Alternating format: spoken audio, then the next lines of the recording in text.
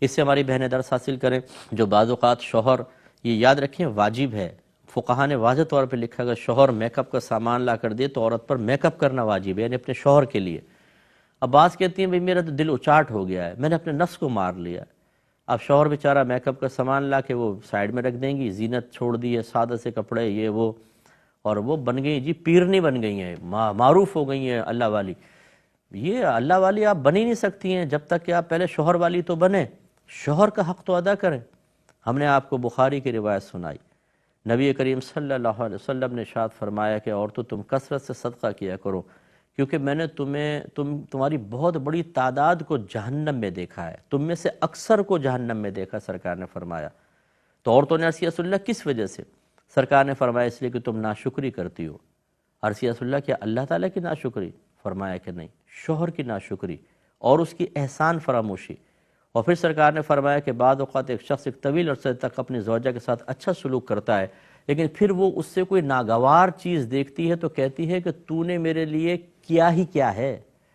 یہ دیکھیں یہ خواتین کی عادت ہوتی ہے، شوہر کچھ بھی کرے انہیں یاد ہی نہیں رہتا تم نے کیا کیا ہے میرے ساتھ، سوائے اس کے یہ پھٹے پرانے کپڑے، یہ چھوٹی ٹوٹا پھوٹا گھر، اوہو محل لا کر دے دو، زیور دے دو، سیٹ دے دو، اچھے اچھے لباس دے دو، اشارہ کرے ایک شادی کا تو 6 جوڑے لا کر دے دو، پھر دیکھو شوہر کتنا اچھا ہے، دنیا کا سب سے اچھا شوہر ہے، اس کی خدمت بھی ہوگی سب کی، ورنہ نہیں ہوگی۔ یہ رویے ہماری بہنوں کے غلط ہیں، یہ پتہ نہیں کس نے پٹی پڑھائی ہے جو اس طرح کے معاملات ہو جاتے ہیں۔ تو خلاصہ کلام یہ کہ بہرحال جب شوہر زینت کا کہتا ہے تو عورت کو زینت کرنی چاہیے۔ شادی کے بعد عورت کا مسکرانا، اس کا میک اپ، اس کا لباس، اس کے جذبات، احساسات، فیلنگز، اس کے ذہن میں آنے والے کسی مرد کے خیال وہ صرف شوہر کا ہونا چاہیے، اور یہ تمام چیزیں شوہر کی ہونی چاہیے۔ تو اب اس لیے مطلب یہ کہ شوہر اگر چاہتا ہے تو اپنے آپ کو سنوار کر رکھے عورت۔ اور ہماری بہت ساری بہنیں ایسی ہیں جو کہتی ہیں مفتی صاحب ہمارا شوہر جو ہے وہ غیر عورتوں کی طرف مائل ہو گیا ہے۔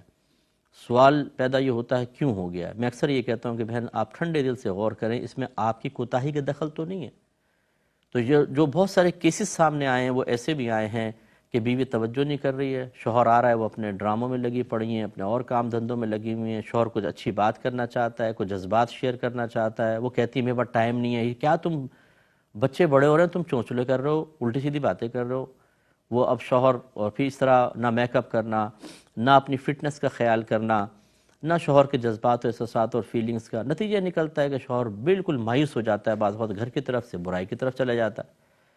تو میں اس کو یہ نہیں کہہ رہا ہوں کہ یہ صحیح کر رہا ہے، یہ قابل گرفت ہے، اگر ایسا ہے بھی تو شریعت یہ نہیں کہتی کہ اب تم حرام میں جا پڑو، لیکن بہرحال جو اس حرام میں لے جانے کا سبب بنا ہے قابل گرفت وہ بھی ہے، یاد رکھیں۔ اس لیے خواتین کو چاہیے کہ اپنے شوہروں کو اپنا بنانے کے لیے اپنے مزاج میں نرمی پیدا کریں، اظہار محبت ہونا چاہیے، شوہر کے جذبات، احساسات، فیلنگز کا خیال ہونا چاہیے، اور اپنے آپ کو سنوار کر رکھیں، میک اپ کریں۔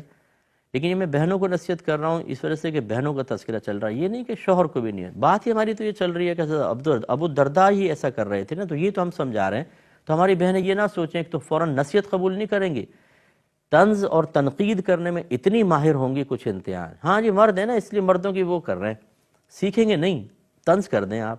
اور اکثر بعض اوقات تو میسیج جب ہم کرتے ہیں نا اس میں مجھے اس طرح کا رپلائی کر دیتے ہیں، تو پھر میرے ایک ذہن بنتا ہے کہ میں تو ایک غیر مرد ہوں، ایک عالم ہوں، ایک مفتی ہوں، جب یہ مجھے اس طرح طنزیہ جملہ کہہ رہی ہے تو اپنے شوہر کا حال کیا کرتی ہوگی؟ یہ میرے ذہن میں تو فوراً ایک نیگیٹو چیز آتی ہے کہ یہ اپنے شوہر کا تو کیا اس نے دماغ خراب کر رکھا ہوگا۔